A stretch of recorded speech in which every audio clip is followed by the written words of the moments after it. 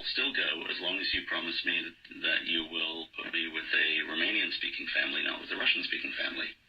There, Hannigan started to teach English to a group of teachers who, in turn, were teaching the English language to secondary school pupils, using old Soviet textbooks that were full of mistakes. Author of 15 books, the most recent one being a collection of short stories entitled Blue River and Red Earth, Stephen Hannigan started translating from the Romanian language almost by chance. Here he is next with details. In 2009, I went to Romania, mainly just, sort of partly to keep up the language and partly to go hiking in the mountains and things. And I visited a bookstore and was looking for something to read about the mountains, and I stumbled on Accidental, and I read it. And I want to recommend this to I'll have to find the English translation. And then I found there was no English translation. And so by that stage, I was already working as general editor for the Bibliothesis International Translation Series, and we had done about 3 or 4 books at that point. We've now done about 30.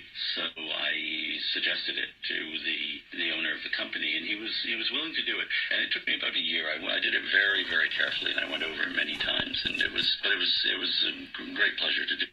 The book has been appreciated mainly, I think, by Romanians who want to give it to family members who don't read Romanian.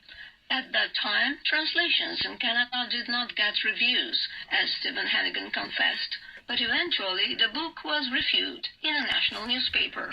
It was an intelligent review, and it placed it in the context of a certain interwar literature, and also of a Jewish literature from before the Holocaust, when actually Jewish identity wasn't always necessarily a very important aspect of every novel that a Jewish writer wrote other books about his Jewish identity, but in the accident it's not to understand why he was able to write that in 1939.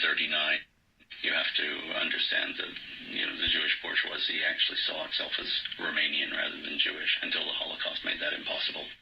Stephen Hannigan is famous for his translations from the Angolan literature, as he had published the translations of several novels by Angolan writer Ondiaki, Good Morning of 2009, Grandma 19 and the Soviet Secret of 2014, and Transparent City of 2018, issued by the Bibliothesis publishers. In both cases, I wanted to translate the books for personal reasons, and I think you have to identify with the novel in a lot of ways to translate. I'm a fanatical cross-country skier, and the reason why I wanted to translate The Accident. There's always some point of connection, and there's always some point of personal, intense interest in the material. I wanted to translate that other people weren't translating, and when I started translating about 12 or 14, there really were far fewer translations being published than there are today,